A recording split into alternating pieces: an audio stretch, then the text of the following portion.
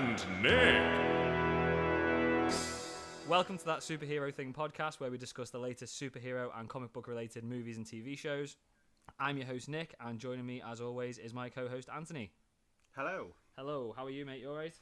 Yeah, not too bad. You? Good. Yeah, I'm good. Yeah, it was a bit of a weird week though, wasn't it? Because no Wandavision or no anything to. Obviously, we had that assembled thing, which we'll go through later on. But yeah, it just felt a bit. It felt weird. Do you know what felt the weirdest? Being on Twitter on a Friday. Because normally I have to completely avoid the internet completely because I normally watch it after work. So I get messages at 9-10 o'clock in the morning, and because I work till 5, I'm like, I literally can't look at anything just in case. How are all these people How are all these people watching it though? Are they just watching it? That's bloody Fairlow, isn't it? Oh right, that's it. Yeah, that must be it. No, it was weird. It was a bit weird not having anything to watch. But we found something to talk about. I think we were a bit concerned that we would be like, what are we going to talk about for an hour and a bit on the podcast if there's no WandaVision? But we have found stuff. Don't worry. So what we'll do is we're going to go through the news, this week's news, as we always do. We're going to have a bit of a chat about the assembled episode that released yesterday instead of WandaVision, because we're recording this on a Saturday. And then we'll also go through our ridiculous theories. So what we did was last week we asked you guys, the listeners, to get in touch with us via Twitter, Facebook, and let us know what your ridiculous theories were. They didn't have to be ridiculous. We like serious ones as well. But let us know what your theories were for the future of the MCU. And we've had quite a few people actually send in ideas, so we'll go through that towards the end of the podcast as well. And what we'll do as always is in the description on the podcast we'll put times in there for the news. We'll put a time in there for when we start talking about assembled, about the WandaVision behind the scenes, and we'll put a time in there for when we start talking about the theories as well. So should we get into the news then, Anthony? Yeah, let's do it. Right, so we'll start, because I feel like this week's going to be quite a Marvel heavy one. Let's start with the DC. Let's start with the DC news to keep the DC fans happy, all three of them. Big. I shouldn't have said that. I'm going to edit that bit out. Bit right, harsh. so bit harsh. No, we might be fans next week, because that's the first bit of news. We're now less than a week away from the Snyder Cut being released. So that's coming out on Thursday the 18th. I am really excited about it. I'm really looking forward to it. Yeah, I've got myself excited. I sat down and watched Batman v Superman and Justice League, and you are very brave. It was a very brave move. To be fair, I stayed awake, which was a bonus from last time. That's really impressive. Just watching it with fresh eyes, the Batman v Superman. It's just. There's so much politics going into it and I think it's because they've not been able to build it up, because it's not been a progression the same way that Marvel has. They've had to get everything into that one movie as quick as possible so that they could get to the actual Batman versus Superman bit. Yeah. So looking at it again in that way, that's where for me it's gone wrong. Because they've tried to get too much in at once, and it's just led. I mean, I think I looked at the clock and it had been just over an hour, and nothing had really happened. Felt like 12. Well, but it was just that nothing had really happened. It was all just talk. Yeah. And when you're doing superhero movies, you want a bit more than that. Yeah. To be fair, you look at the first scene as you watch that film, and it's all the shit going down from kind of the last films and stuff. So you're already kind of starting in the action, and I think that builds you up straight off to go, oh yeah, this is going to be good. That ends, and then that's it for the next half of the film. Yeah. And I think that's where it kind of lost a lot of people, because it wasn't action-packed for a superhero movie. Well, hopefully this one, I know it's 4 hours, but hopefully it's going to be a bit more action. I know obviously we've seen extra scenes, like the Flash scene with Iris in it, so hopefully it'll be a little bit. It'll be much better. Hopefully, I mean, there are a few of the reviews have started coming out from people who got to see it early. So the first hour. Well, yeah, we'll talk about that. But I know some people have actually been allowed to see the proper. Oh, okay. Hey, let's do that with the first bit of news then. So that's not what I was going to start with, but let's do it. So first thing happened last week was that the teaser got leaked. So even just the teaser, the teaser trailer, I don't think it's actually been released officially yet. It showed a few new shots of Darkseid. We saw a couple of the Nightmare suits. The Flash's suit looks brilliant.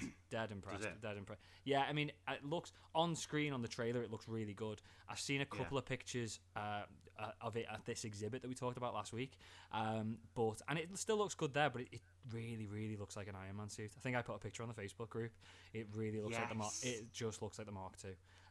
But you know, it's not a bad suit. It looks good, but the first thing that I've heard in general is that the CGI in general looks a hell of a lot better. Yeah, well, it couldn't look much worse, could it? Because I mean, the stuff on Joss Whedon's looked a little bit unfinished, which it probably was. But hopefully that they've made some decent improvements on that.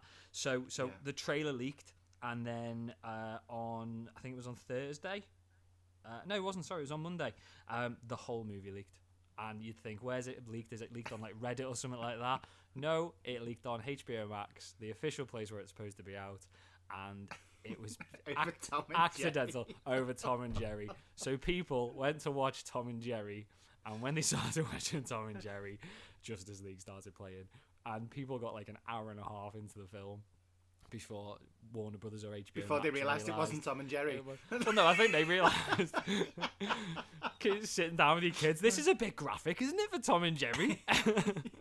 But no. So yeah, a lot of the movie leaked, and we won't go through any spoilers. We won't tell you, put what. I mean, I've seen like little bits on Twitter. And I haven't seen anything, so I couldn't give a spoiler. I've seen a few bits. I don't think it's massive spoilers. I think it's all stuff that we sort of knew was going to happen anyway. But let's keep it as spoiler free as possible. And then what we'll do. I must admit though, that meme that you put up on our Instagram page, I with what of Agatha? Yeah. Saying about D and I did the So when she Justice League. For anyone who hasn't seen it, we put something up on the Facebook, on Instagram and Facebook. I think we put it on Twitter as well, and it was the scene of where Agatha in Wandavision. Look, Marvel taking over the DC news. It was her where she says, "I killed Sparky too," so we changed it to I swapped Tom and Jerry for the Justice League too, and Anthony thought that was hilarious. It was honestly I was. People write lol all the time and they don't mean it. I actually laughed out loud. I was sat there cackling to myself, thought it was hilarious. I thought I've and it's a dig because it's a Marvel doing it to DC. It is a Marvel doing it as well. Even funnier. Yeah. So I liked it. I think a few Snyder fans are accusing Warner Brothers of doing it on purpose to sabotage the release. I don't get it. Why would they? Well, I didn't think it was to sabotage. I think it was to be. This has been going on for so long. We've only just started getting excited for it really because we've only in the last 3 or 4 weeks really looked into it that little bit more. Yeah. Whereas there's people who have been waiting for this since 2017. Yeah, I know. And I think it gets to a point where they've gone, I'm bored, and so I don't know whether it's kind of been a backwards marketing technique so that there's just that little buzz of excitement 1 week before it comes out. If that was the plan, it's backfired massively because people are like on Twitter, for instance. Fuming? Yeah, they're fuming. They don't want it to be spoiled. They want to watch it properly on the whole film when it comes out. I mean, I'm sure they'd be up for watching the whole thing early, but the issue is only a few people got to watch the first hour and a half, and now it's been spoiled in like really poor quality pictures. So if that was the plan, it's backfired. It's backfired massively. I think it's probably just an error. I mean, I don't know how you accidentally put a 4 and a bit hour film over Tom and Jerry when it's clearly not a 4-hour film, but that's what someone's definitely been sacked. Someone's definitely been sacked. Yeah, whoever was on the work experience is not doing the work experience anymore. UK news for it. So we were talking a couple of weeks ago. We were sort of speculating as to when and how it's going to be coming out in the UK. I think we knew it was going to be coming out on the 18th, same day as the US. But we've now found out it's coming to Sky. So Sky Cinema in the UK, and if you've got Sky Cinema, it's free. So there's no premium to pay for it. There's no £15 rental or anything like that, which is great for me because I've got Sky. Anthony, don't know how you're going to watch it, mate, but we won't. Don't know what I'm doing. We won't talk about how you're going to watch it. I might just come and sit on a deck chair outside your window. Yeah, that's fine. We'll open it a bit. We'll do that. Other DC news. There's been a bit of DC news this week, other than the Justice League fiasco, should we call it? There was an interview The Wrap did with Zack Snyder, and he was asked if there were any plans to do the sequels to Justice League, and he said he didn't think that was going to happen. They also asked him if he thought there was going to be a cinema release for the Snyder Cut, but again, he doesn't think there's any plans for it, which I think is a bit weird, because there's enough fans out there to, in my opinion, want to go and watch it at the cinema when the cinemas all open again. They spent reportedly $70 million on reshoots, just the reshoots for this Snyder Cut, and it was all filmed in the proper IMAX aspect ratio, and that's why it's going to be, you know, a bit of a weird ratio on the TV. You'd think it's like, if they can make a little bit more money back from a cinema release, they'd put it out. But again, you know, I think there's people speculating that they're trying to sort of keep the fans happy and Zack Snyder happy without going too sort of, you know, full into it, really, you know, doing like the bare minimum to keep him happy. But again, we'll see. I think obviously it depends what happens with cinemas in general. But you know, whether we end up getting a re-release, we'll talk about re-releases. Well, I mean, it's weird because, and obviously this isn't Marvel or DC or anything, but I've just seen an announcement that for spring this year, they're releasing Shrek back into the cinema for the 20th anniversary. I saw that today so as well. It would seem a bit weird that they wouldn't do that when a film from 20 years ago is still getting traction with something like that, and people are booking it to go and see it in the cinema again, because it's nostalgia at this point in it. So rather than just relying on works. people, because I mean, at the moment, if they're not making any more money off it if people have already got HBO Max. So exactly. it's what's the point? Bit more Flash news or DC news. Casey Clemens, who plays Iris West in the Justice League and the Snyder Cut, we've seen a few snippets of her. She's now signed on for the actual Flash movie. So the Flash movie is getting a little bit of a fuller cast. Obviously, we've got Michael Keaton in there as playing Bruce Wayne, as we think as well. But it's good that she's obviously getting incorporated into the main film as well, so people seem quite happy about that.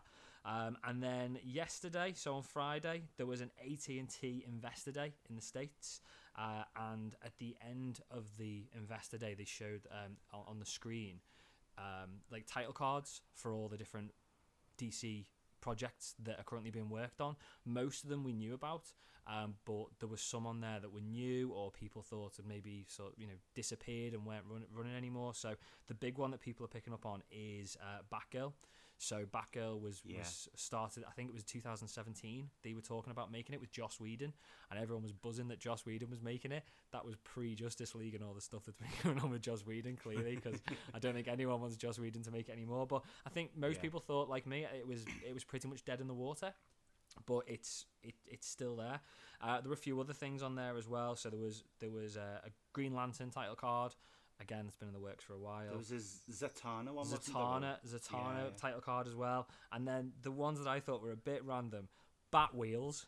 Can't imagine what Bat Wheels is going to be, but Bat Wheels, superhero. Robin goes on a joyride. Something like that, yeah. I can just see it being something like a really, obviously it's going to be kiddie, but really, really kiddie, where like the Batmobile is like an actual character with a voice, like the Knight Rider. No, something like proper kiddie, like aimed at like really, really young kids, like 5 and 6 year olds, where it's like he's got like friends and stuff. But maybe Knight Rider, maybe that'll be it. Maybe it'll be like, or just a completely adult aimed show where he is like Knight Rider, and every night when Bruce puts him in the garage and goes to bed, he gets out and starts doing stuff, doing hero stuff himself. I don't know. Then there's a superhero high. And then probably the one that I'm most intrigued about, the League of Super Pets. That I'm all over the League of Super Pets. I want to watch the League of Super Pets. The League of Super Pets. So again, it's got to be. Wow. It's got to be aimed at kids, hasn't it? Little bit of other, not DC news, but Warner news, who obviously own DC. The CEO of Warner Media was asked what the plans are for the Harry Potter universe after Fantastic Beasts finishes, because I think there's one more film to go on that. He didn't specifically say, but he did say there's this little thing that we own called Harry Potter. So look out for more projects regarding that. And the Hollywood Reporter is saying that they are looking at turning the Cursed Child into I was going to say movie. That seems like it'd be the next step, wouldn't it? You'd think, yeah. I mean, I don't think they're not. The original cast aren't quite old enough to be playing them yet, I wouldn't imagine, or to be that old. But you can age them up. You could age them up, or wait another 5 years. if they age him up a little bit better than they did at the end of the little bit film. Yeah, we've progressed. That was just horrendous. CG's better. Yeah. So that potentially we can go down that route. Marvel news, quite a bit of Marvel news this week. Obviously with the Assembled thing coming out yesterday, and Falcon and the Winter Soldier coming out next week. So there was a new teaser came out for Falcon and the Winter Soldier. Little 1-minute teaser. Everyone was buzzing about it because it references Doctor Strange. Again, it's great that they are, but we knew they were in the same universe and we've seen them together on screen. So it's I don't get why it's been massively hyped. One thing that I thought was a bit weird though, have you seen it? Have you seen this clip? No. I'm so sorry. I haven't yet. Shocking. I'm so sorry. It's all right. So in the clip, they're talking to each other, and Sam says that they think whatever the villain is or the danger is of the series could potentially be one of the big three. And in the big three, he says it's androids, aliens, and wizards. And they have this conversation about, there's no such thing as wizards, and Doctor Strange isn't a wizard, he's a sorcerer. And it's quite funny, to be fair, it's good. But it got me thinking, It's like, why is Sam, and this isn't a theory, because we're going to do theories at the end, but it just got me thinking, why is Sam putting wizards in the villains section, if you want to call it? Because the only wizard that they've ever sort of come across, as we know, is Doctor Strange. So is there something, this is us theorising, but is there potentially something more mystical side of things related that's going to be coming in? What if it's multiverse and there's a bad Doctor Strange? Maybe you've got right. You're well going into my theory. But we'll do it at the end. But yeah, potentially there could be a bad Doctor Strange. But there's like Mordo from the villain from Doctor Strange, because I know what the film's called this week.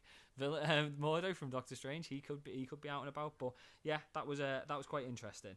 Black Widow. There's been an apology, hasn't there, for him not turning up in Wandavision? yeah, because of COVID. They reckon, don't they? Oh really? Yeah. Well, yeah. I mean, there was a lot going on with that, wasn't there? Because we talked about Darcy, didn't we, as well last week? Not being in the last episode. Yeah, so I think they've said that the plans. I get the impression the plan was originally to have him in there, but because of COVID and he couldn't fly over to the States because he was filming Multiverse of Madness in the UK, he couldn't get over there and do it. So potentially it could have been a little bit longer. Black Widow news. When I did all this news, I'd written down that we still didn't have a confirmed date for Black Widow, but we now do. Disney CEO Bob Chapek has said that it is still set for the 7th of May, a Disney shareholders meeting this week, which is great because it's good that it's still coming out. And he said it's only in theaters. The issue is not all the theaters and cinemas are open. I mean, in the UK, the earliest that they're going to open is going to be the 17th of May, which is 10 days later. And historically, we normally get it in the UK a couple of days before. So I am wondering what's going to happen there. Are they just going to let us wait 10 days to go and watch it? Because that 17th is the earliest, isn't it? If they do, we're just going to have to keep off the internet for 10 days because I don't want to get anything spoiled. So that's going to be fun. We talked about re-releases earlier on. Have you heard about Avatar getting a re-release in China? No, I haven't. Avatar got a re-release in China 2 days ago, and it has now knocked Endgame off its throne of the highest grossing movie of all time. So it was $7.9 million behind Endgame, and it's been re-released in China as a 3D re-release, similar to how you were saying Shrek before, and it's earned $8 million in 2 days. That's a cheat. So it's knocked us off. Yeah, but so everyone's sitting there going, oh well, Disney need to re-release Endgame, and I'll go and watch Endgame. And to be fair, I'll go and watch Endgame again at the cinema because I would go and watch it again because it's a good one to watch in the cinema, and I want it to be number one. But all this is very clever marketing by Disney, because Disney own Avatar and Disney own Endgame, so they're just going to keep putting them out, getting one to go above each other and all that sort of stuff, and it's just more money, isn't it? More money making. But yeah, so Endgame is now the second highest grossing film of all time, which is I was a bit gutted because I was buzzing when the Endgame got to the top, but it'll give it a couple of months. As soon as the cinemas open again, it'll be back up there. Probably a re-release. Oh, probably a little bit late in the day now to release it just before Black Widow, but it wouldn't surprise me if there's a bit of a celebration, the fact that the theatres and cinemas are open again, that they re-release it, something along those lines. There was a bit of they might do it as an Infinity War and Endgame back to back or something, mightn't they? Potentially, yeah. I'd go and watch that at the cinema. I think I'd a lot of people. I think a lot of people would as well. Particularly like listeners of the podcast would be well up for it. We had a bit of Guardians 3, or kind of Guardians 3 news. The Illuminati podcast and website put out a report the other day saying that, according to their sources, James Gunn is actively casting for Adam Warlock for Guardians 3, and he's looking for a Zac Efron type to play the part. Now, my time to shine. I'll go and audition. That'll be it. Yeah, we'll send him. We'll see if we can get him to follow the podcast on Twitter, and we'll send him a DM. But James Gunn saw the tweet, and James Gunn came out, and he didn't sound particularly happy, but he basically said it's a load of rubbish. He said it's a load of rubbish. It's not happening. But then at the same time, Illuminati have said they reckon their source is pretty solid. So only time will tell, I suppose, whether he is in it and whether he is looking for a Zac Efron type. I mean, you just get Zac Efron, wouldn't you, if you want a Zac Efron? Which is, I think, is what James Gunn said. But I think Henry Cavill. I think now that Henry Cavill is probably done with Justice League and DC, I think Henry Cavill would be an awesome Adam Warlock. I think he'd be good. We've also then got quite a bit of news from Wandavision, because obviously we've had all the interviews and everything like that. I think you texted me yesterday, didn't you, and told me one of the things that you'd seen about Wandavision? Yeah.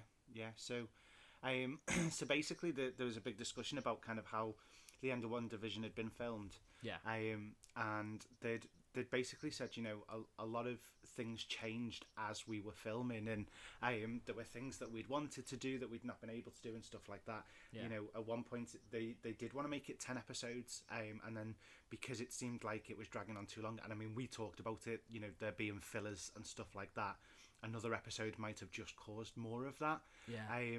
But they did say that there was actually kind of a subplot of the three amigos, are Jimmy, Monica, and Darcy. Yeah. All kind of working together and finding the book. The Darkhold, yeah.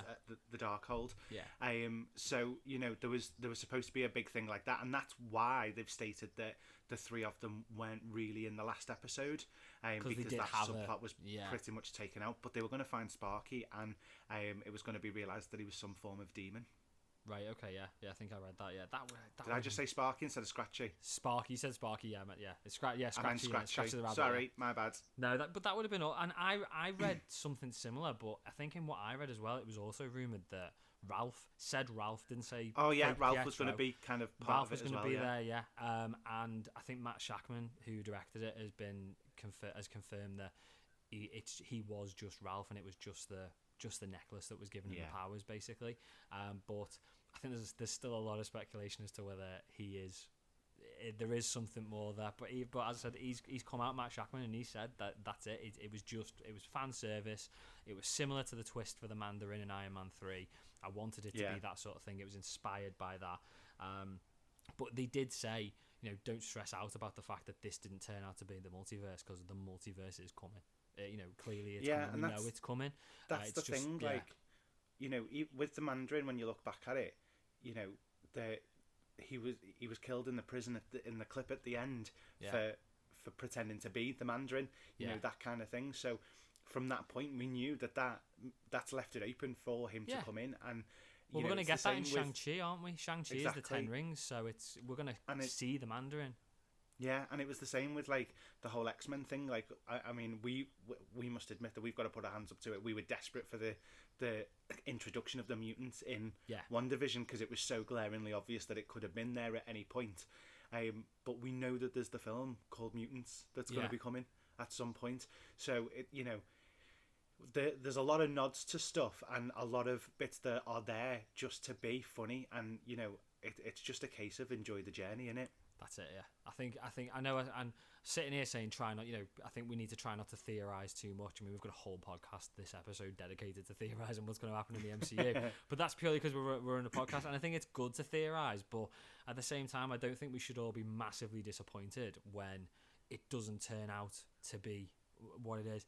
It'd be, how boring would it be if everything you watched, specifically Marvel related, ended up just being exactly what we thought it was going to be? Yeah, it changes from being theories to being predictable. Exactly, and I think they've already hate it. Exactly, and they've already got a challenge, because this is pretty much all the stuff that's coming out. Every bit of MCU movies and TV shows that's ever has been released. It's all based on stuff that's already been released in comic form. Yeah, they change things, and they twist things and change characters slightly, but it's still all based on that. So we've already got an idea as to where it's going. But it's like you just said, it'd be predictable, and it wouldn't be entertaining. And I think we should appreciate the fact that they get you that hooked on it, and they can still like surprise you. Yeah. Particularly as Matt Shackman said, we know the multiverse is coming. It's not like, oh, they've done us over and we're never going to get the multiverse now. We know it's going to happen, or we hope it's going to happen as well, unless Doctor Strange is going to be the title's a complete MacGuffin. But yeah, it's coming. So I think we just need to, like you just said, you just need to roll with it. It's fun to theorize. We enjoy it. That's why we've started a podcast based around it. But I think we just need to enjoy what's I think we'll be safe as long as Marvel never end a film with, and it was all a dream. That wouldn't surprise me. If the very, very, can you imagine like in 10 years time or something like that, it all ends and it's a de-aged Tom Holland's dream. No, Tony Stark. waking up in hospital after the cave, and it's like, well, I'm not doing that. I'm gonna get killed. No, not doing that. We'll just carry on making weapons. But yeah, have we heard any more about Morbius? Because that's gone quiet, hasn't it? It got put back, didn't it? I think it got put back to I want to say October. If we're wrong, let us know. Drop us a tweet or go on Facebook. But yeah, I think it's something like October. But again, we know there's a Spider-Man in that universe. I assume it's set in the same universe as Venom. There was no mention of Spider-Man in Venom, but there's posters. There's a poster with Spider-Man. It says it's like friend or menace on the poster or something along those lines. So we know that's coming. Now whether they tie in, which you'd hope they would, we don't know. But it's this especially with the agreements between Sony and Disney more recently with Spider-Man, it'd be a good nod to kind of tie them in together and mix them, because that can still potentially be Sony's project, but with a lending of a character, which is essentially what happened in Civil War the other way round, wasn't it? Yeah, it could be. So, yeah, well, we'll see. Yeah, we'll see. But I'm not massively looking forward to Morbius, but because Venom wasn't great, but. We'll watch it. I've got to watch it now because we're doing a superhero related podcast. To be fair, I didn't hate Venom. I didn't hate it. It was just a bit. It was a bit meh. Do you know what I mean? Yeah. I think I hated about Venom. We're digressing like we always do. But the thing I hated about Venom is the fact that they've just created this story without Spider-Man. Venom is Spider-Man. Venom is his powers and his look and everything are based off the fact that the symbiote came off Spider-Man and kept that bit of Spider-Man and then put it onto Eddie Brock. So to then have Venom with not just completely created separately from it, it was just what's the point? What it was money at the end of the day, isn't it? It's to get money in. But I think it disappointed me because the way that and maybe I'm wrong now because of the new agreements with Sony and Marvel, but the way I saw it at the time was this is another Venom. We're doing it again rather than doing it in Spider-Man 3 like we did last time with Tobey Maguire, but we're now not going to get him in the MCU. If they've done this with Tom Hardy, with such a big actor, and it did really well at the box office as well, we're not going to get. They're doing Venom 2, aren't they? Yeah, it's out. It's out soon. It was supposed. I think it was delayed, but I think it's out. That's out sometime soon as well. Yeah. So we'll check it. We'll be good to see Tom v Tom though. Yeah, but I'm not convinced it's going to happen because it's Carnage, isn't it? It's Woody Harrelson's Carnage, which will be good to be fair, but I think that it's not a bad film. It's just the fact that it's not what. But and again, I've literally just said this. I've just said we all need to stop moaning when things don't turn out to be exactly what we wanted in the MCU.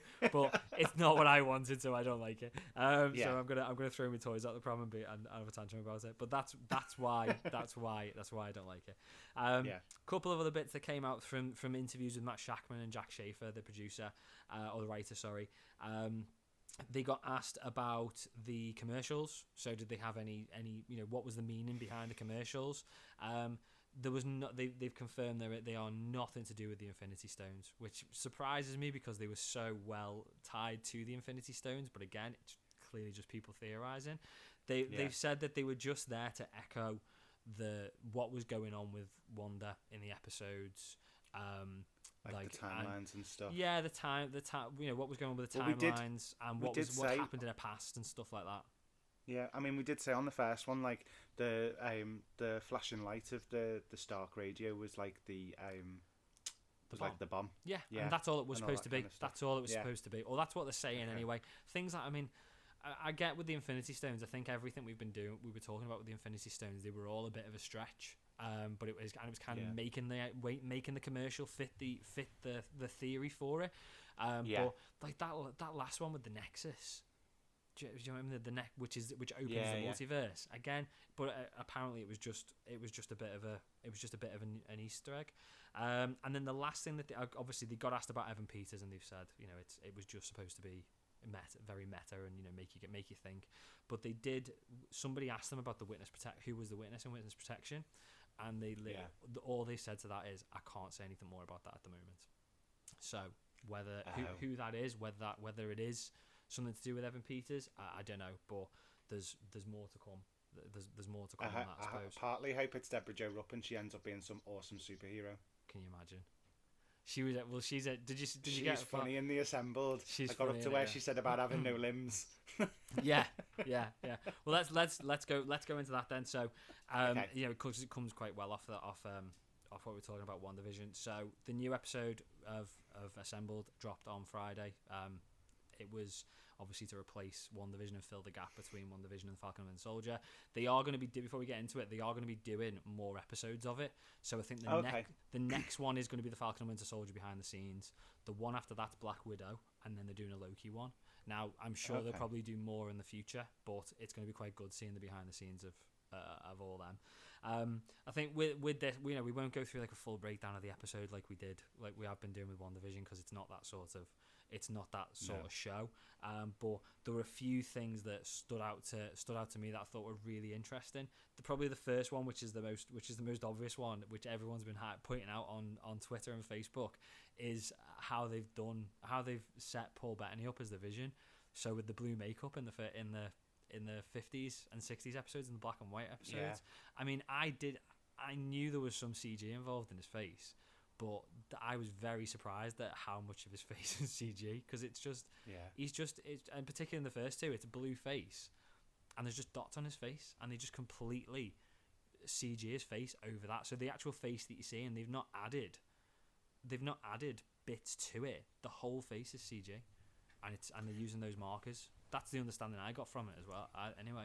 Yeah, but to be fair, when you look at the amount of time that it takes to put makeup on and stuff like that when they're doing stuff, for a sitcom that's not that long, and when they add a live audience, so all of that's got to be taken into consideration. Yeah. And if he's doing 4 hours of makeup before he's even sat down to do his first scene, it's a long time for what's relatively a short day of working in comparison. Yeah. So when they've got the movies and stuff, I mean, you've heard the stories of like Drax, and within the first film that Paul Bautista was filming, his makeup took Dave 6 hours Bautista. before he even started.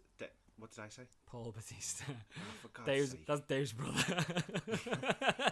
I hate my life. Right. So Dave Bautista, it was 6 hours of makeup before he's even set foot on camera and stuff. So it's a long it time, would make sense to throw the CGI together for the way that they were filming these. Yeah. But I mean, something that I liked as a theatre person is that even down to the seating that they did, brilliant. I was so impressed with it, and they got them all in the 50s clothes and everything like that. Yeah, like I thought that was just really, really keeping good. it all to the theme. It's like them secret cinemas that you see that pop up, when they have all around the country and stuff, when you dress up and stuff. I love all that kind of stuff. Yeah, I was so really the fact that with they did it that way was really cool. And they seem to do it. I think they referenced that they did it in like not one take, obviously, but they did the episode as if it was a play. So they started filming in front of it and tried to do it all in as fewer takes as possible in front of them. Yeah. And again, how they used to do it. I think Matt Chapman at one point in there says that obviously they based it, as we know, around the Dick Van Dyke Show. And him and Kevin Feige actually went for lunch with Dick Van Dyke to talk about how they made the show. Yeah. And it's just sitting down with Dick Van Dyke to go through it and actually doing that much research into it and making it to be as realistic as possible. I thought it was really good, even to the walk on with the cast at the start and the end. Yeah. Where they brought all the cast members out. It's classic filmed in front of a live audience. That was good.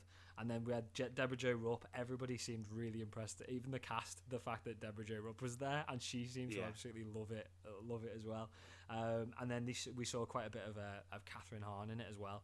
We know she's brilliant from watching the show and everything she's been in. But we're actually watching her do it, and the number of takes and stuff like that.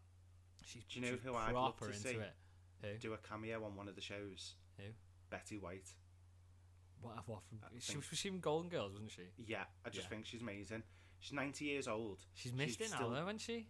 It would have been good to have her on. She's not going to be on it. She's not going to be in Wandavision, obviously, because we're not going to get another Wandavision. No. But yeah, that would have been quite interesting. Imagine if she's like a mischievous person in Loki or something. I just love it. I just think it'd be brilliant. Yeah, she's dead sassy at 90, and I just think it's dead funny.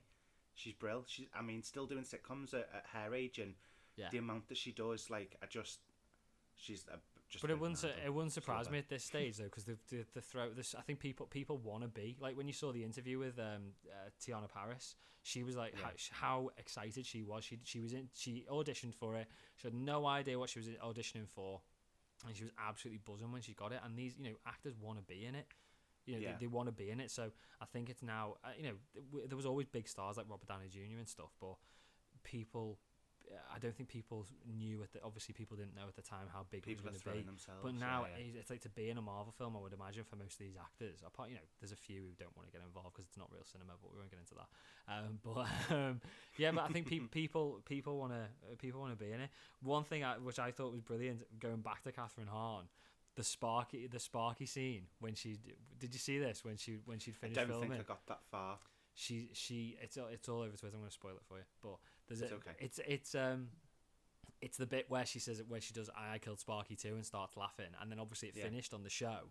But when they were recording it, she carries on laughing at the camera and then turns around with the dead body of Sparky and walks away from camera and then just launches the dead body into the bush. And carries on laughing. It's just don't need that anymore. Just launches it into the bush.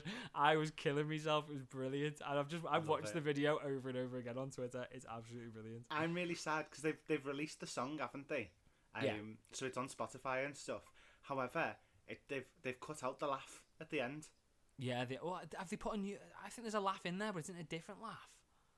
I don't know, but maybe they haven't. There's no laugh at the end, and I was just a bit gutted because that's part. It's part of it. No, yeah. Well, you've got that advert, amazing. That car advert that somebody's edited over. The laughs in that one, and that's a longer version. They've kept that together. What else? They had interviews with Kat Dennings on there. They had interviews with Randall Park on there, and again, you could see they were absolutely buzzing to be back in the MCU. And then there was they had the little section with Evan Peters as Pietro. A lot of people are looking into the fact that it didn't say fake Pietro. It didn't say Pietro with inverted commas. It didn't say Ralph Boner. It said Evan Peters played Pietro. So I think again people are really clinging on to this idea that he's really holding on to it, aren't they? Yeah, they are, aren't they?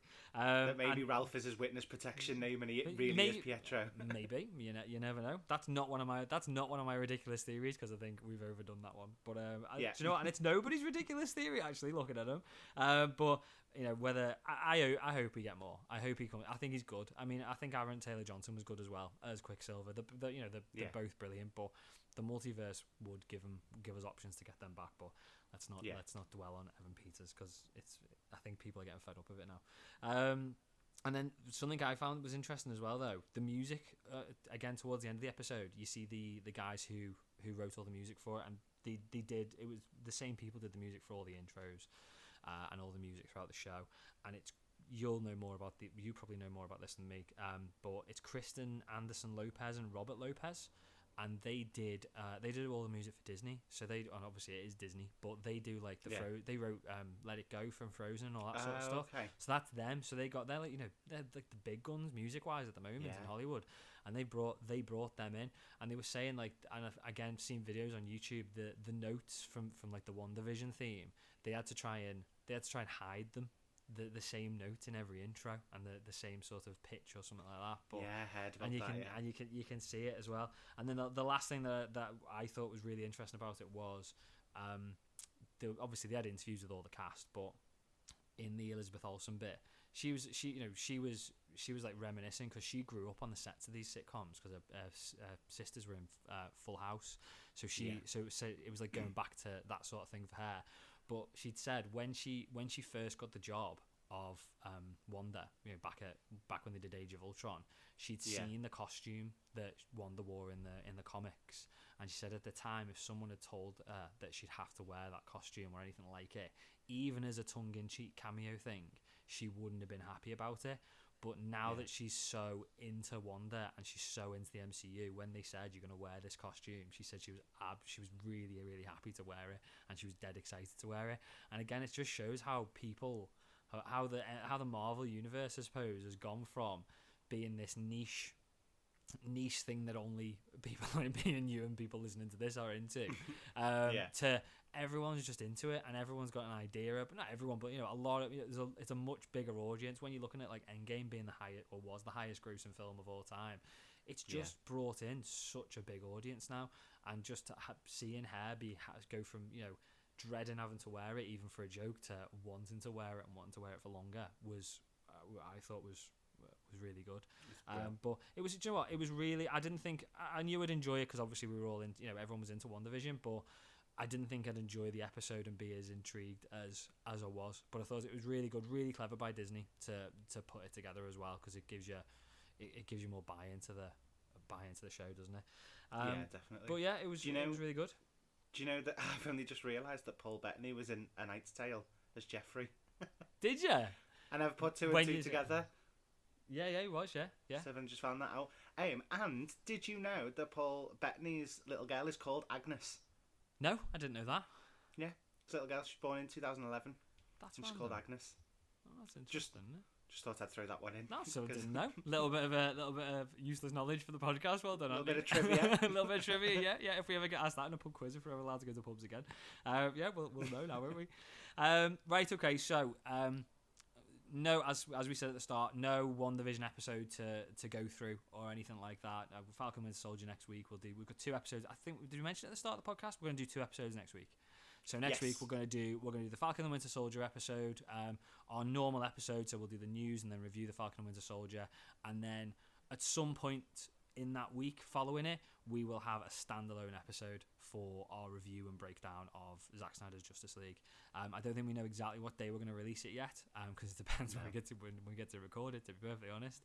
But we'll put it on Twitter and Facebook and stuff like that as to when we're going to release it. So look out for that one as well. So the main theme of today's podcast is to look at theories, ridiculous theories. I said ridiculous theories, and we got a couple of really ridiculous theories, so I went back to these people and said, no, give me some serious ones, because they were a bit random. So it's theories. So I thought what I'd do, because Anthony, you've not seen any of these yet. I've been getting them off Twitter and stuff like that. So what I thought is, I'll go through the theories, and let's see what you think. Let's see what you think of the theories going in. Are you happy with that? Before we start on them, yeah. We also got that message from Beth on Facebook, didn't we? About going back to Civil War. We did, yeah. In the court scene, wasn't there? Yeah. And it in that scene, just as again a little bit of a tie-in from that to WandaVision. Yeah. When they were talking about kind of protecting the planet, and he's talking about putting a shield around the world, but essentially it being like a sword. Yeah. And he uses those 2 words specifically. So it was a good catch by Beth. So well done. Yeah, I had that impressed when it came through. I was thinking, what's this going to be? Because I've seen Iron Man 2 so many times, because we were limited as to how many films we had to rewatch, and I was just like a proper geek and just sat and rewatched them all the time. But so I was sitting there thinking, I don't think anything is in this scene, and I was dead surprised when that came up. So yeah, well done, Beth. Nice one. Like that. Keep us on our toes. Right, so theories. So first theory is from, again, they're all pretty much from Twitter. So first theory is from a guy called Justin Edward, and he'd already put this on Twitter. It wasn't part of, to be fair, it wasn't part of our podcast. It wasn't for the podcast, but I saw it and I asked if he's happy for us to include it, because I think it's quite an interesting one. So it's about mutants and how they're going to be brought in or potentially already in the MCU. So read it out. Yeah. So he's basically said, so knowing that witches, sorcerers, and soon vampires have been around in the MCU, he thinks that mutants will be the same. Probably not many, maybe only thousands globally, but a strong telepath like Professor X could be doing a Men in Black thing to try and keep them hidden, and maybe he's already had his original First Class active even. But maybe after the radiation from 2 Infinity Stones snaps spread across the universe, dormant X genes began to become active on a much larger scale, leading to mutant kind no longer being able to stay hidden. I like that. I like that. That's good. They're already there. Do you get it? Yeah. I think one of the big questions, which I think is why we were talking about like the hex potentially changing people's DNA and stuff, is like how are you just gonna create a ton of mutants out of nowhere? Because the thing with X-Men is it's not just there's 5 people who are mutants, like who've got superpowers and they form a team. The whole premise of X-Men is like Mutant Registration Act, the Sentinels. Mutants are already around in the world, and they have their own problems like discrimination, and I think it's probably be a bit deep for Marvel to go into straight away, even though it'd be quite relevant. But having the fact that they're already there would and that that I think that's the way they need to go. So to have that sort of idea as to how they're hiding them or how we've not heard of them before, I think it's really impressive. I think I'd be impressed with that. Do you know what? With the timelines being so close at the minute with everything that has come out, WandaVision is 9 days after Endgame. Yeah. Far From Home was 3 months after. Yeah, exactly. Yeah, so Endgame. We're not quite where we need to be. So we're not very far. So when you look at the timeline within the universe, mutants could still be a few years off, but tie in quite well within the timeline. It's 12 months, 2 years after that's happened that people are starting to find that their powers are increasing, and mutants are becoming much more global, basically. Well, for the whole of the MCU going forward, it's like Black Widow is set prior to Endgame. We don't know when No Way Home is, but even like the Eternals, I mean, we still don't know a great deal about the Eternals, and my impression of it is that it's kind of going to be, this is what's been happening while Endgame's been happening. Do you know what I mean? Yeah. Or while the whole MCU's been occurring. Now, whether they then decide to throw something else in, like the mutants, to say these have also been happening in the background, I don't know, but I think that's the only way they can go with it. I don't think you can just all of a sudden go from having no mutants to there's now a million mutants around the world. And I like Justin's theory that the snaps will potentially awaken dormant genes, but I think you need to have already had some mutants there for Professor X. Because you can't, Professor X and Magneto, they've got like there's a history there clearly that we know from the X-Men films already in the comics, and I suppose you could go down the whole like they're young men again. But it's another origin story that we've seen twice, and I think you just need to drop us into the original team. Do you know what? It would also work though in the fact that one of the things that Agatha says to Wanda is that she still had some form of power even as a kid. Exactly, yeah. And then her exposure to the stone is what's then awoken it, kind of opened Pandora's box, basically. Yeah. So it ties in quite well with what's already kind of been mentioned. I think you've got to go down that route with one. I mean, I can't see how Wanda. I mean, maybe Wanda. I think we said this last week, but maybe Wanda could just be a witch and she's a prophecy, and it just so happened that she's woken that. But the fact that you've got Quicksilver with the powers as well, it's just it doesn't make sense unless it is the fact that they are already mutants, or they are mutants and they've already got that power. Really like that one. Nice one, Justin. Like that one. I think it's a good one. We also had then the second theory we had was from all the MCU podcasts on Twitter. So again, what they do is they run an account, and it basically sends links to all the different MCU related podcasts going, really, or a lot of them. Probably not every single one, but it's got quite a few on there. So check them out if you're into this sort of thing. So their theory is that Hayward in WandaVision is a Kree. so he's not human. And they reckon that they reckon he's a Kree who was once in love with a Skrull, and he'll be back in Secret Invasion for like a bit of a redemption arc. Because obviously we're getting for I think next year or the year after, we're getting the Secret Invasion series, and it's gonna have Nick Fury in it. It's gonna have Talos in it, and it's clearly going to be about Skrulls already being on Earth, and already sort of settled in.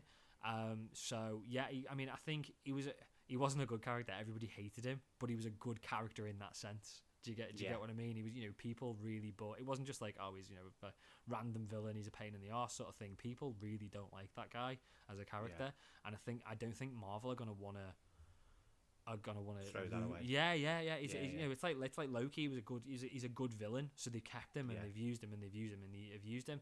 Possibly getting to the end of that now, but I think we sort of discussed last week. Like it'd be great to have Agatha become the new Loki.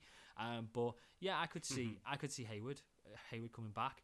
I'm not sure about a redemption arc though, because I think after he tried to shoot 2 kids, I think he's pretty much maybe done. Yeah, but he's too far gone, isn't he? Loki's done some bad stuff. Loki's killed people. Do you know what I mean? So I mean, how many people must have died during the Avengers? When they attacked New York. So yeah, I think I do you know what though? To a degree, like the difference is Loki looks at the human race like ants, whereas because Hayward is. Well, we think right now we're under the assumption that he is human. So to shoot 2 kids is probably the darkest you can go as a human. Yeah. Whereas with Loki, it's like a lesser species. It's like. But if he's Kree, if he's Kree, maybe it is to him. Yeah, maybe. Like look at Ronan. Ronan saw everybody other than Kree as it's probably the same way that Loki sees humans. So. Yeah, I could see. I think I'd like to see him back. I think he'd be good to have him as a continuing. I don't think he's big enough to be like a big bad. The big bad of a show. Yeah. And definitely not a movie. But I think it'd be quite good to have him back. Somebody who would be an opportunist in a situation. Yeah. That would have a good little subplot to be making things again that little bit worse. similar to Loki, and which is and potentially Agatha as well. But yeah, I like that one. We then had another theory. This is probably our most random one, and I like it because it's really random. It's good. So Corellia Christina on Twitter has said that they think that the Marvel Tsum Tsums will show up in an episode of What If. Do you know what the Marvel Tsum Tsums are? I have no idea. So there's a toy. There's a toy called Disney Tsum Tsums. I think my kids have had them in the past, but they're basically like little. They look like little beanbags, and they're like little beanbag round characters of like Disney characters like Mickey Mouse and Pluto and Donald Duck. And obviously because Disney bought Marvel, they created Marvel ones. So there's like a Hulk and there's an Iron Man, there's a Cap and stuff like that. And there was one of these, like, it wasn't a What If comic, but it was one of them like limited comic runs where they come from, like, I believe like a parallel, an alternate universe, like multiverse. And they're like aware and alive and stuff like that. And in their universe, or they think in our universe anyway, that they are the real Avengers. And it's just like a little short one-off limited run story. I think it's aimed at a younger audience and stuff like that. But I wouldn't be surprised if we're getting into multiverse and then the What If series, which is obviously clearly meant to be like really random stuff.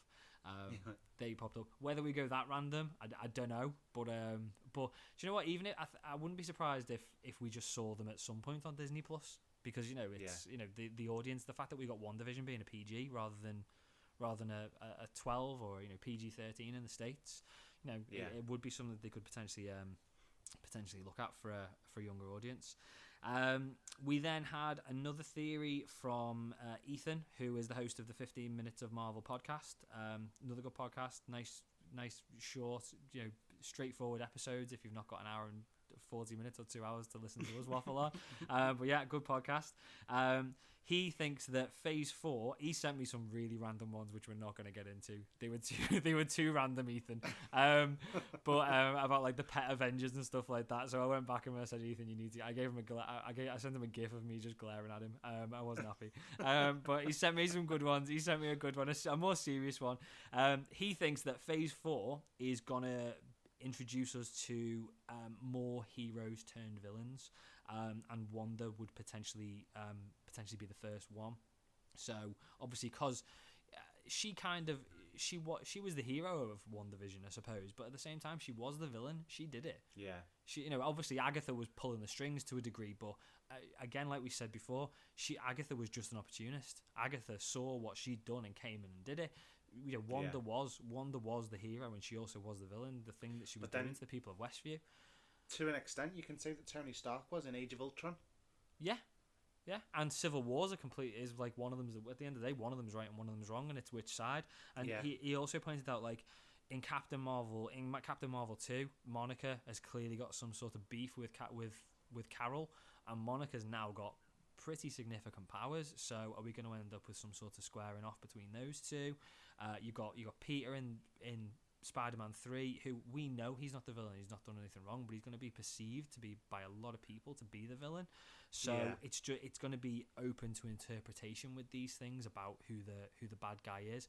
And I think it could kind of fall back to more films along the lines of like how WandaVision's been, but also Civil War. And I know Zemo was the bad guy because again he was pulling the strings in it, but he was kind of in my opinion, the story in Civil War wasn't these people are fighting Zemo. It was, he was just sort of there, creating. He didn't create the Sokovia Accords. He just sort of got the best out of them. Do you know what I mean? So the whole premise of that movie was like, whose side are you on, and who you interpreting to be in the right position and the wrong position. So I can see more of that. I think I'd be quite interesting to see more of that rather than having, because again we've said it before, Marvel to a degree, and maybe they're getting a little bit, but clearly they are getting better at it with the likes of like Agatha and stuff like that. But they've historically had a bit of a villain problem, in that no one really cares about the villains, and they've not got big enough backstories, and it's just kind of like let's throw in a villain we don't know him, we've never heard of him before, and he's dead in 2 hours. So to have more films centered around potentially your interpretation of as to who's the villain, I think that'd be good going forward as well. And do you know what? It's funny that we say that, because when we talked about Wonder Woman in the DC the other week, and I said to you, I really liked the cheetah because of the backstory that we got from it. Yeah. Because there was a journey on why she became the way she was. Yeah. And stuff like that. So, it's something that interests me as well, because you kind of have it's like the lion and the gazelle.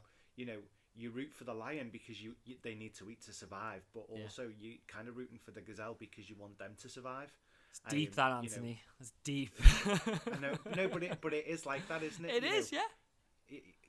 In your standard kind of movies, if the villain's bad, you want the villain to be defeated and be gone. But if you've invested a lot of time into somebody that is turned bad because of events and traumas in their own lives and stuff, and you understand that a little bit more, there's kind of a trepidation about it, whether you want them to succeed or not. Yeah. Do you know what I mean?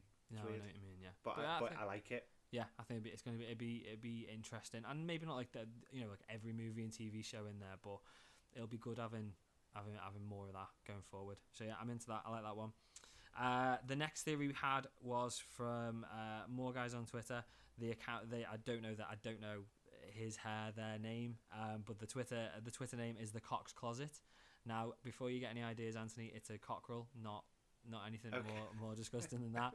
The picture is definitely a cockerel. It's a chicken.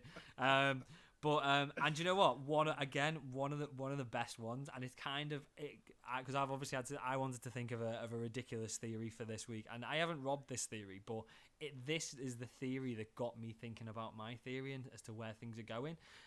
So I haven't robbed it, guys, but yeah, it's inspired my theory. Let's say that. So their theory is, which I like, some of the things that Loki has done in the past movies are actually done by Loki traveling through time in the Loki TV series working for the TVA, and possibly some of Loki's different timelines and alternate versions of Loki, because we know Loki's going to be jumping around time, and jumping around alternate places. So it could turn out that some of the things he's done are not that Loki, but are this Loki. Like he leaves a script for himself for the play that he had when he in the second. Yeah, it could. thing. Yeah, sort of stuff like that. But I think it'd also be interesting to, because I think I mean, I like that. I really like that theory, and I don't know whether it actually fits with the story. But I mean, Marvel could make it fit.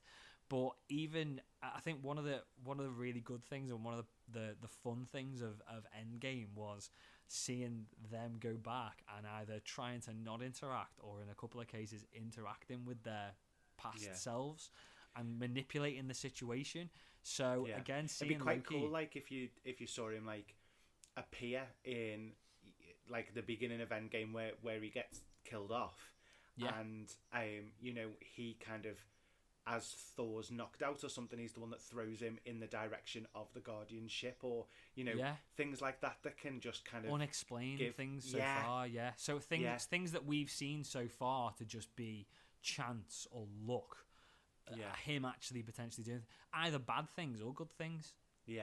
But I think we're going to be. I mean, I think the thing is, obviously, I mean, it's good. I like the theory, and I think we'll potentially go down that route. But it'd be, I think the only sort of spanner that they've maybe thrown in the works at Marvel or the Russo brothers is that they've explained these, like, how these branch realities work. So once you change something, it doesn't change necessarily the future. It creates a branch reality. But again, how does that explain Cap? How does that explain Old Man Cap? He would, for that to work, for him then to be there waiting, he would have had to then jump back to that reality rather than just having been there. But if it is a case that it's only maybe when you take an Infinity Stone out that you create a branch reality. But again, Loki took an Infinity Stone, so I don't know. But I do like the idea that Loki has been manipulating the whole the whole thing all the way through after Avengers, because even though he was after what happened in the Avengers, he was still a villain, wasn't he, to a degree. What was he in after that? Just Thor 2, and he was a bit bad in Ragnarok, wasn't he? But he was on his redemption arc from there, shall we say. So you could go down the lines of he wasn't just, that's why things didn't go completely tits up, because he was kind of, maybe he was trying to manipulate things badly, but subconsciously he wasn't trying to absolutely kill everybody anymore. But it would be quite good having it that he'd been pulling the strings to a degree. I like that one as well. It'd be really cool because there could be kind of a rebranch with him coming into Doctor Strange or something like that as well. Or you know, or further down the line in general when the multiverse opens and they cross over to that reality to go and chase Loki, because you know they know that he disappeared and you know that it could affect things, so there could be that moment. I like it. Again, we don't know massive amounts about what's going to happen in Loki. We know like the general premise, but I could see that. I could see that happening. He's got to jump back into something, hasn't he? At least. But that'll be good. Our last theory then from listener comes from Geeky Nate on Twitter. He knows a lot more about the MCU than me, and you. If he knows more than me, he knows more than you. So I had to do a little bit of research on this one, but he helped me out. So his theory, it's WandaVision related. So apparently in the comics there's a demon or some sort of god, and I think he's called Chthon, and he's the one he wrote the Darkhold. So he's the guy or the monster or the deity or whatever you want to call him. From what I can gather, he wrote this book, which is obviously what's prophesized Wanda, and she seems to be reading at the end. But he's been banished. He's been banished from Earth, so he can't come back to Earth because I assume he wanted to take it over. So Nate's theory is that when we're talking about like where did Wanda get her powers if she's not a mutant, his theory is that he's given her powers and he's set this whole thing up so as she becomes more powerful, he can potentially possess her and get back to Earth. So he's creating her as like a vessel so that he can come back to Earth and be it. But that I suppose ties into this thing is because again there's a lot of theories out there at the moment and speculation that Wanda might be not maybe the villain of Doctor Strange, but be part of being the villain in Doctor Strange. And I suppose if she was being possessed, it'd fit. it would also fit in with that broadcast thing, that there's somebody pulling his strings a little bit as well. Which one? Oh yeah. So like, who Because set the broadcast up? Yeah. It's one of the things that didn't really get answered, did it? Yeah. It was kind of like just pushed to the side a little bit, but the things And were the being what censored and stuff like that. and So glaringly obvious, and I've only just thought it because of what you've said there. Agnes. I can't talk. It's gone. My voice is gone. Agatha said that said to her, you're not prepared for what's coming. You're gonna need me. Maybe it could be, because I mean this Chthon is apparently, I'm probably pronouncing it wrong, sorry, but he's apparently like a big deal in the comics. So right, maybe I know we've not ended up getting Mephisto, but maybe it isn't. Maybe it is I'm this still guy and convinced he's this created time. it. Convinced it's time for what, Mephisto? Mephisto, I think it's still gonna happen. I think he's gonna. He's too bigger. There's too many hints at like the devil and stuff like that, aren't there? Yeah. But at the same time, I could see this. It could be this Chthon could be what is coming. It could be what sort of is making Wanda do these things. Like he's acting subconsciously, and even though she did what happened in Wandavision, she didn't know she's done it until the very end or until halfway through, I don't think. So maybe he is pulling the strings. If not him, maybe somebody else. But yeah, I like that one. Give me a little bit of new knowledge, things we didn't know before. But yeah, I like that one. Well done. Right, time for my ridiculous theory. Oh God. I reckon mine's right. Mine's really good. I like mine. I reckon it was all Mephisto. No, I don't really. I'm only kidding. So my actual my real one, right? So it's multiverse. It's about the multiverse. Okay, and I only thought, as I said, this is down to the Cox Closet on Twitter talking about like Loki and the multiverse and stuff like that. And as I said, I'm not robbing your theory. It just, as I said, it got me thinking in this direction. And at first, what I thought was, I wonder if the Cox Closet is absolutely bang on, and Loki is going to be the Loki series. It's what's going to end up opening up the multiverse, and he's going to jump from too many realities or jump back in time too much, or trying to manipulate the multiverse in such a way that he ends up breaking it, and that's what Doctor Strange then has to fix. And I thought that's great, but I thought I can't have that as my theory because I'm robbing theirs. But then I thought no, I've got a better idea. So we've got, you know what If is, don't you? Yeah. On Disney. So for anybody who doesn't know, most people listening will know, but if anybody who doesn't know, one of the new series that's going to be coming out on Disney Plus, I think this summer, so after Loki, is a series called What If. Now, What If was a series of comics done years ago. I think we've had more iterations come out in recent years, but it does what it says on the tin. It says, well, what if in the Marvel comics, instead of this happening, something else had happened as well? So, for instance, one of the episodes is going to be, what if instead of Steve Rogers getting the super soldier serum and becoming Captain America, Peggy Carter got given the serum instead, and she became Captain Britain. So she's the superhero, and I think in that episode of What If, Steve Rogers is still skinny little Steve Rogers, but he's got an Iron Man suit, like a really old style World War II Iron Man suit, and he helps fight in an Iron Man suit. And then there's another What If episode which is what if T'Challa was the one who got picked up by the Ravagers in Guardians of the Galaxy instead of Peter Quill, and he ends up being Star-Lord. So there's a T'Challa version of Star-Lord. And the whole, we don't know. There's not been a massive amount of information released about What If so far. I'm getting to a point, I promise. So there's not been a massive amount. All we know is that there's going to be multiple episodes. We don't know how long they're going to be, and they're all going to explore different what if scenarios of it, and it's all going to be sort of narrated by a character from the Marvel comics called the Watcher. Now, the Watcher, we've seen a bunch of Watchers in Guardians of the Galaxy 2 and Stan Lee's cameo, basically them watching all the what's going on, and that is the premise. They watch what happens in the universe, but they can see all the different multiverses. So that's why they're putting it across that this guy, because he can see all these different alternate realities, he's going to narrate all the stories as to what's happened. So my theory, I told you there's a point, my theory is that this isn't just a show of, oh, wouldn't it be funny if this happened and that happened. I reckon at the end of the show, that's what's going to open the multiverse.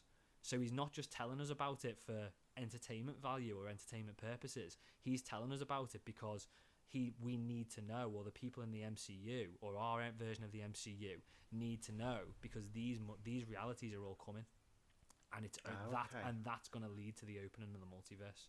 So it's not going to be in Loki, it's not going to be in Spider-Man, it's not going to be in Doctor Strange. Doctor Strange is clearly going to have to deal with it, but I reckon at the end of the What If series, we're going to see the Watcher talking to Doctor Strange, and he's going to say these are all coming.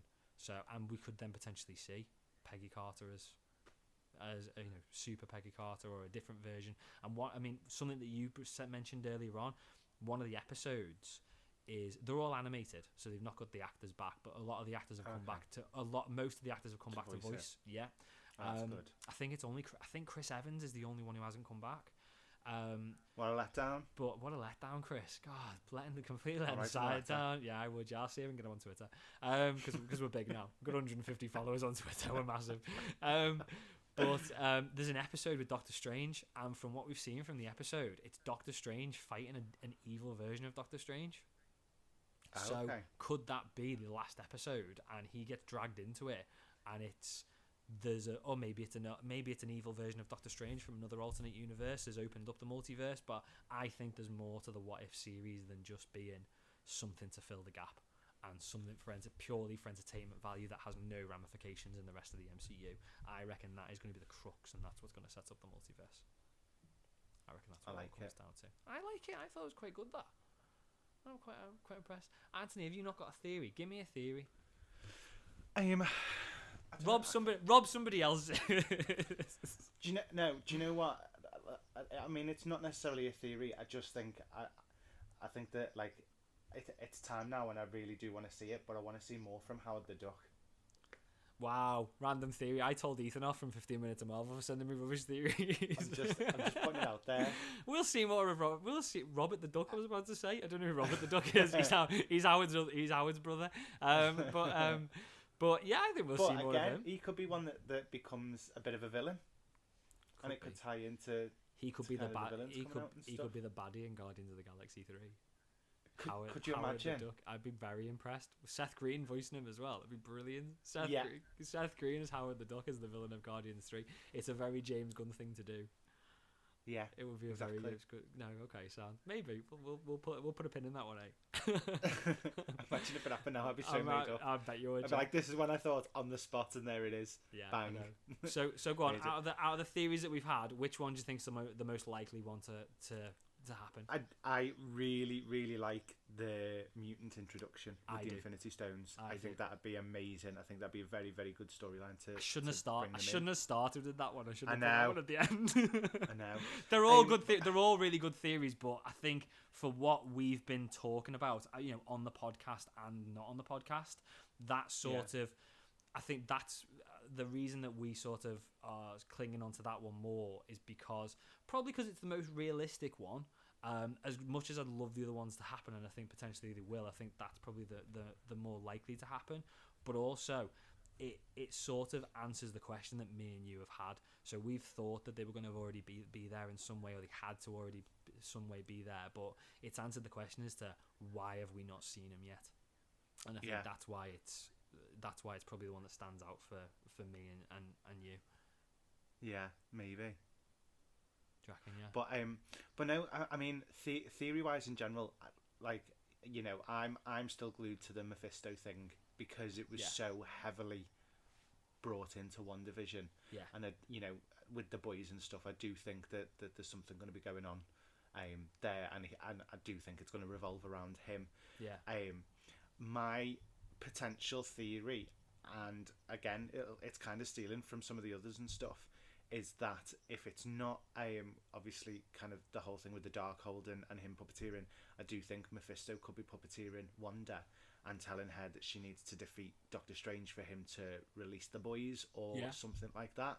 So it kind of makes her the villain in Doctor Strange, but again, we know that she's doing it to try and bring that back the family that she's lost twice altogether, really. Yeah, I could see that. So again, that could be, and obviously that power-wise, they'd be. I mean, Wanda is very, very strong, but with it being kind of magic and realities and stuff like that, I mean, we know that would be a magnificent fight to see on Yeah. the big screen as well. Yeah, it would be because it you is know, big screen, isn't it? It's a cinema release, Doctor Strange, isn't it? Rather exactly. than being one And of if the Loki series. turned up and starts falling for 30 minutes again, that's just going to be even better. Yeah, yeah. No, it'd But be good. yeah, I just think it'd be really cool to kind of see that, because you're putting the two people that possess magic pitting off against each other, Yeah. and that kind of battle would be quite impressive to see. Yeah. but Because he's then- probably the only one who's going to be able to hold his own at the moment against Wanda, isn't it? So yeah, it'd be- really. it's got to happen. Yeah. No, I think it'd be really good. I'm looking forward to Doctor Strange. I think Spider-Man. We're probably properly digressing here as we always do, but I think Spider-Man is probably my most anticipated because of all the speculation. Yeah, but I cannot wait. But after WandaVision, I'm getting slightly unsure as to whether we're going to get the multiverse. Ethan, who we mentioned before, who does the 15 Minutes of Marvel podcast, he's had this week he had like a listener mailbag episode, as he called it, and he basically said, anybody any hot takes or opinions or theories or anything like that, and he asked me for one.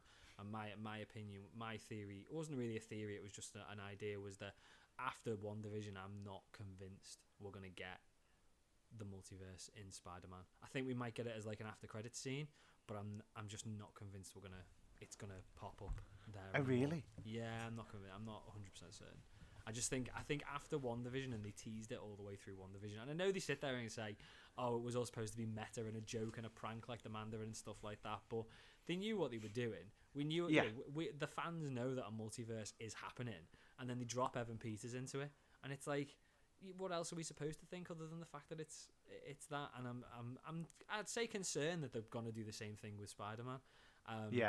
But only time will tell. We might come back next week and we've watched the first episode of Falcon and Winter Soldier and it's full of like Wolverines in there. That's one of the theories going around at the moment. Wolverine's gonna pop up and it's all gonna be. I don't think that's gonna happen. But you never know. But Marvel, I probably just end it on Marvel know what they're doing. That we've had I don't think we've had any bad films. We've had a few filler-ish films like Thor 2, but I think now they know what they're doing. Trust Marvel, people. Trust that they're doing. That it's gonna end up going the right direction. But yeah, I'm just not convinced it's gonna go down exactly how we're gonna do it, how we all think it's gonna go. But again, it'd be boring if we knew. If we all sat there and was like, I knew that was gonna happen. Then you'd be bored. But then, how do you explain that they've used and this is where my issue with names comes back into it again. The guy as the writer of the newspaper in Spider-Man, because they used him from the Tobey Maguire one. Yeah, they did. Yeah, but he's not that. That's not him from an old J.K. Jonah Jameson. J.K. J.J. Jameson. J. Jonah Jameson. He's that's that version of it. See, that's the MCU's version of J. Jonah Jameson. So, but then if there's talks of it. But if there's talks of Willem Dafoe coming back and Jamie Foxx and but there's only talk that Jamie Foxx is confirmed. I think Jamie Foxx and Alfred Doc Ock is confirmed as well. Yeah, but J. Jonah Jameson, you've just. I mean, I was sat there thinking the only sort of thing that goes against my theory that it's not going to be multiverse is the fact that Alfred Molina and Jamie Foxx are back in, but because who would they be playing other than Otto Octavius and Max Dillon? But you've just hit the nail on the head. J.J. Jameson is in the MCU, being played by the same actor. I know him, but his name's just disappeared out of my head completely. But he's being played by the same actor, so why we might end up with Alfred Molina and Jamie Foxx being in Spider-Man 3, playing Otto Octavius and Max Dillon, but they don't necessarily have to be the versions from the Tobey Maguire movie, because JJ isn't.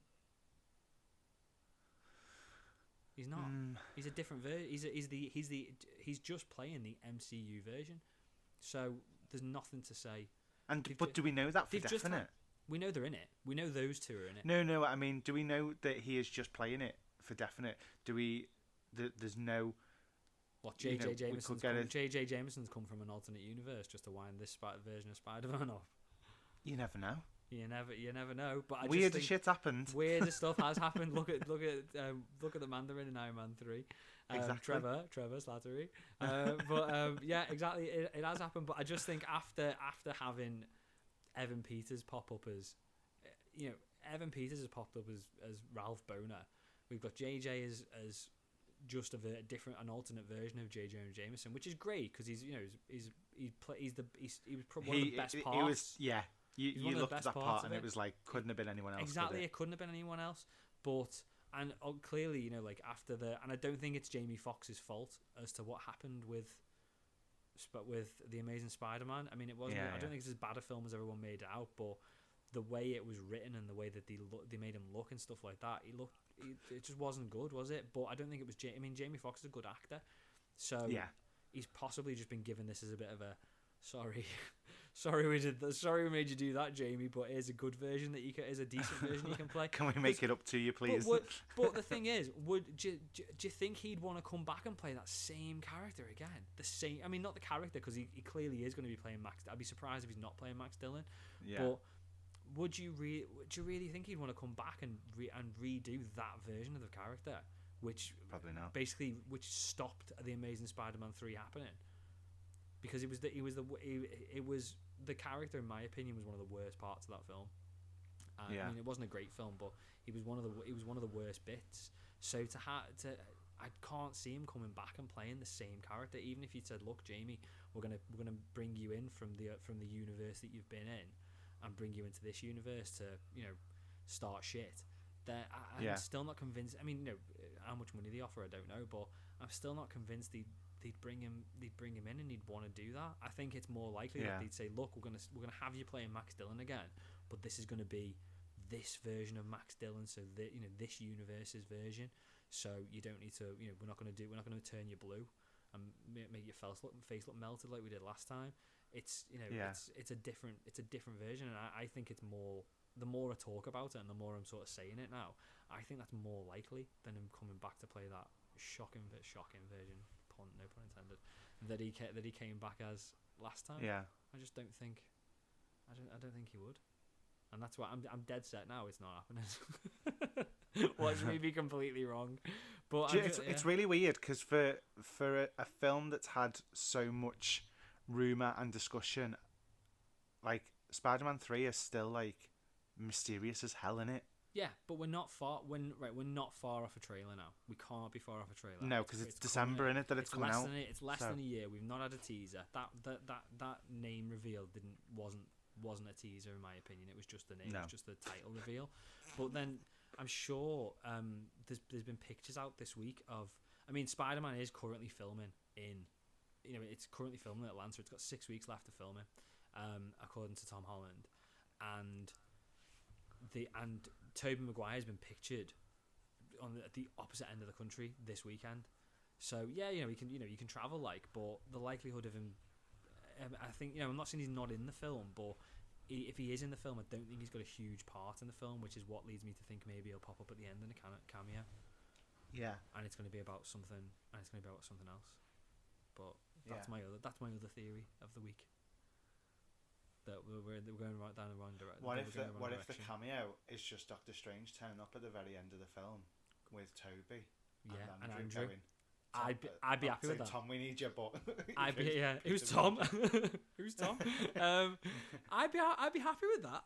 I could cope with that if it was if we ended up getting a completely different story. But again, we still don't know who the villain is, obviously.